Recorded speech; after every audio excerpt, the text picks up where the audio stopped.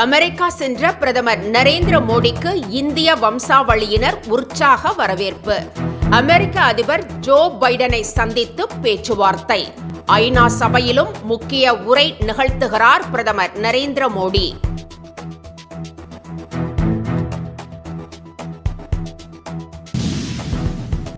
இந்தியாவுடன் உறவு வலுவாக உள்ளதாக அமெரிக்க அதிபர் ஜோ பைடன் கருத்து.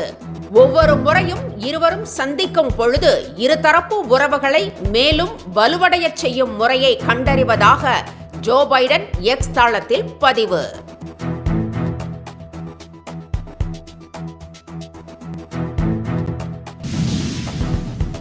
சென்னை உயர்நீதிமன்ற தலைமை நீதிபதியாக ஆர்.கே. ஸ்ரீராம் நியமனம்.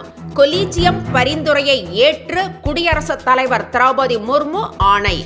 சென்னை உயர்நீதிமன்றத்துடன் சேர்ந்து ஹிமாச்சல பிரதேசம், ஜார்க்கண்ட், மத்திய பிரதேசம் உள்ளிட்ட 8 உயர்நீதிமன்றங்களுக்கு தலைமை நீதிபதிகள் நியமனம்.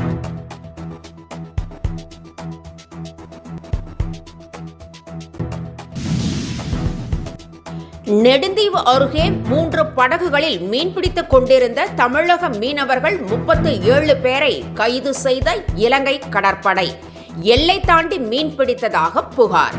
இலங்கை சிறையில் 100க்கும் மேற்பட்ட தமிழக மீனவர்கள் அடைக்கப்பட்டிருக்கும் நிலையில் கைது நடவடிக்கையை தொடரும் இலங்கை கடற்படை.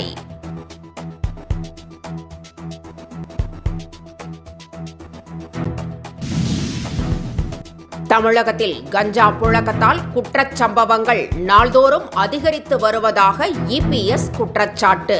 கடந்த 20 நாட்களில் மட்டும் பெண்களுக்கு எதிராக 6 குற்றங்கள் நடைபெற்றிருப்பதாகவும் சட்டம் ஒழுங்கு சீர்குலைந்திருப்பதாகவும் சாடல்.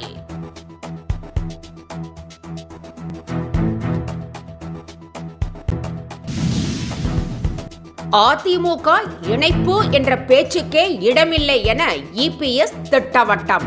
ஓபிஎஸ், வைத்திலிங்கம், ஜேசிடி பிரபாகரன், மனோஜ் பாண்டியன் உள்ளிட்டோரை நீக்கி பொதுக்குழுவில் எடுத்த முடிவில் எந்த மாற்றமும் இல்லை எனவும் உறுதி.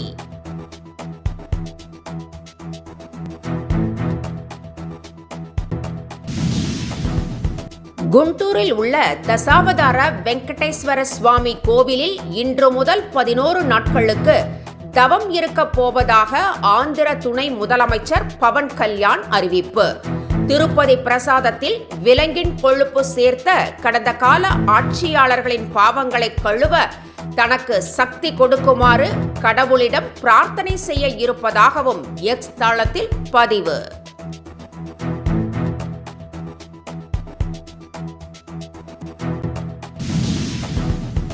திருப்பதி ஆலய பிரசாதத்தில் விலங்குகளின் கொழுப்பு சேர்க்கப்பட்டிருப்பதாக எழுந்துள்ள புகார்.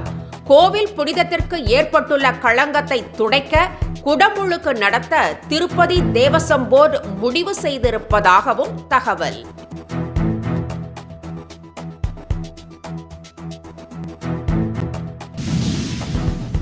தன் குடும்பத்தை வைத்து போற்றுபவனே உன்னத மனிதன், மனைவியை மதிப்பது அடிப்படை குணம் என குஷ்பு கருத்து. மனைவியை விட்டுச் செல்பவன் மனிதன் அல்ல என்றும் சுயநலத்தால் செய்யும் தவறுகள் பூமராங்கை போல மீண்டும் திருப்பி தாக்கும் என்றும் எக்ஸ் தளத்தில் பதிவு.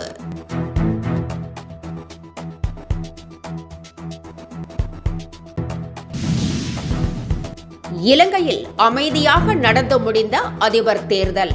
வாக்குகள் எண்ணும் பணி தீவிரம். தேசிய மக்கள் கட்சி தலைவர் திசநாயக முன்னிலை.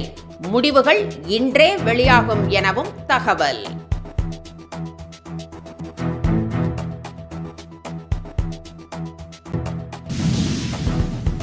ஹங்கேரியில் நடைபெறும் 45வது ஒலிம்பியாட் போட்டி 10வது சுற்றில் வெற்றி பெற்று தங்கத்தை உறுதி செய்தது இந்திய ஆடவர் அணி.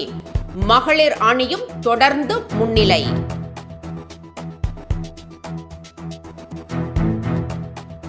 என்றும் உங்களுடன் மை இந்தியா. முக்கிய செய்திகளை உடனுக்குடன் தெரிந்து கொள்ள சப்ஸ்கிரைப் பண்ணுங்க, பெல் பட்டனை பிரஸ் பண்ணுங்க.